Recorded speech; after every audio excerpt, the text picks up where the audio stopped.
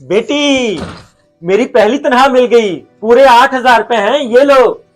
अल्लाह आपको बहुत कामयाब करे बाबा। बेटा, इन पैसों से अपने लिए अच्छे से कपड़े खरीद लेना और घर का राशन ले आना। वो तो ठीक है बाबा, इनमें से 200 रुपए सदका निकाल के किसी गरीब को दे दीजिएगा। ये ले।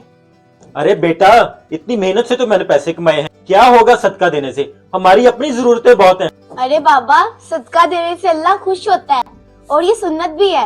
अरे बेटा, छोड़ो इन बातों को, कुछ नहीं होता। तुम जाके खाना लगाओ।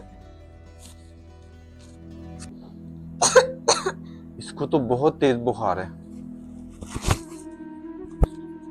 सांस लो बेटा।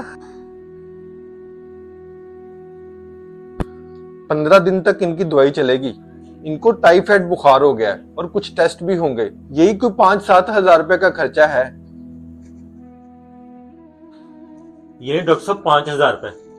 आप मेरी क्लिनिक पे आ जाएं, मैं आपको दवाइयां दे देता हूँ। ठीक है डॉक्टर साहब।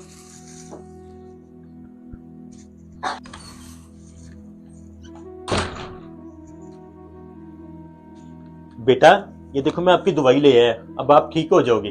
देखा बाबा, उस दिन सदके के लिए आपने 200 रुपए नहीं दिए और आज डॉक्टर को मेरी दवाई के लिए 5,000 रुपए दे दिए। सही कहती हो बेटा, सदके का पैसा गरीबों का हक है, इसे गरीबों को दे देना चाहिए, वरना ये पैसा हमारे हक की कमाई भी ले जाता है। बेशक पापा, सदका जान और माल की हिफाजत करता है। बेशक सदका बहुत सी परेशानियों से बचाता है। हमारा मैसेज अच्छा लगे तो शेयर लाजमी कीजिएगा।